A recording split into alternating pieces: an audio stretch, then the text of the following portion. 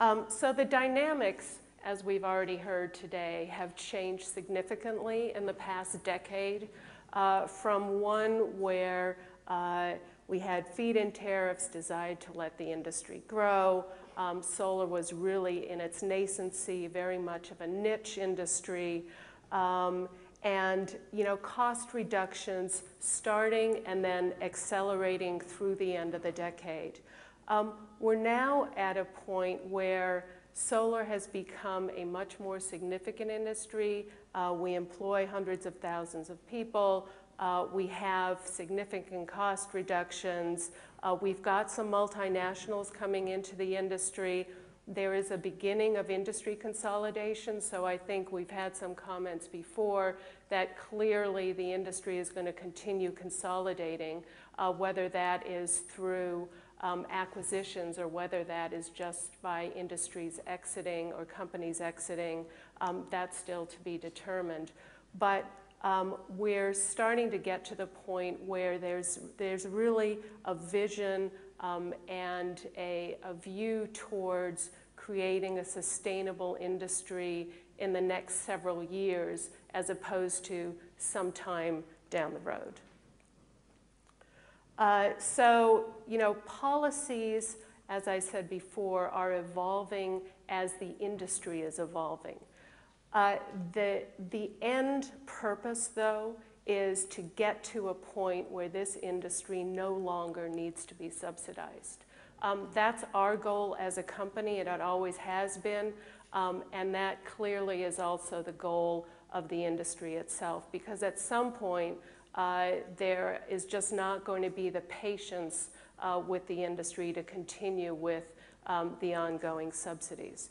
So I look at this as the industry going through phases, and I would say currently we're kind of in phase 3, phase 4, where the costs have come down significantly, but the size of the industry has increased significantly. So you're still seeing quite a lot of money being put into the industry either by governments or by end consumers of electricity. So that high cost, that perception of high cost, is starting to get people to question whether we can still afford the policies towards solar that we've seen in the past. So there have been some changes in policy. There have been some caps. The feed-in tariffs are being reduced.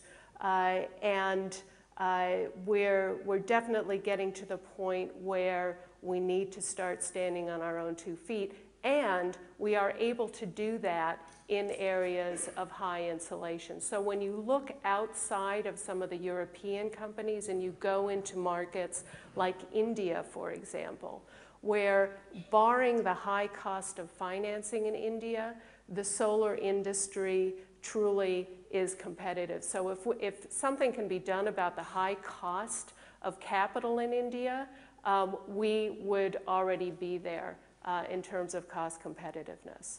And so I would say that in the next 2 to 3 to 4 years, we will be at that stage, given the cost curve, where policies will be more supportive in terms of mandating a certain percentage of renewables, but not subsidizing the use of renewables. Here you just see a slide where you see the reducing costs of solar, the increasing demand, and where some of the other electricity providers are today. Now, in terms of, well, what have the policies been and where do we think they may be going? Clearly, RPS was critical in the first stage. Feed-in tariffs were critical in the first stages of renewables.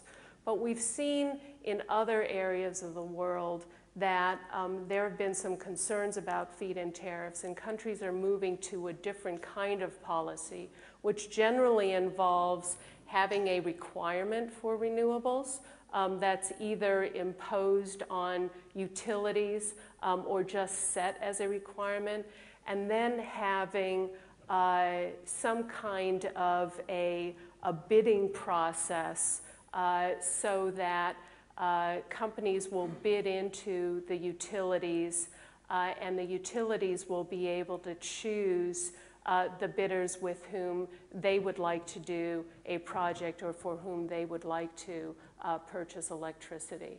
And what this enables is really more of a market price for renewables at the utility level, and will in addition bring the cost of electricity from solar down probably a little faster than you might have seen in the feed-in tariff markets.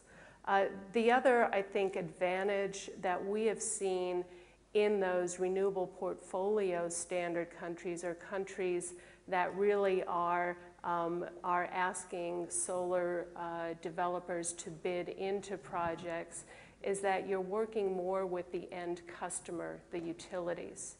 And I think one of the things that we've seen in Europe is because the utilities have not been as involved in solar and renewables, they tend to see solar and renewables more as a competitor than really as an industry with which they can work to achieve the goals that they have.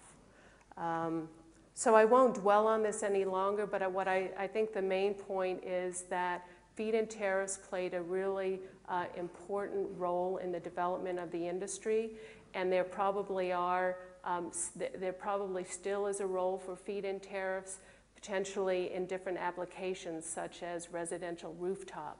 But we see a development where you'll probably have countries that are currently thinking about solar or are developing policies around solar, that they're less likely to adopt feed-in tariffs and more likely to adopt different mechanisms to grow the solar markets in their countries.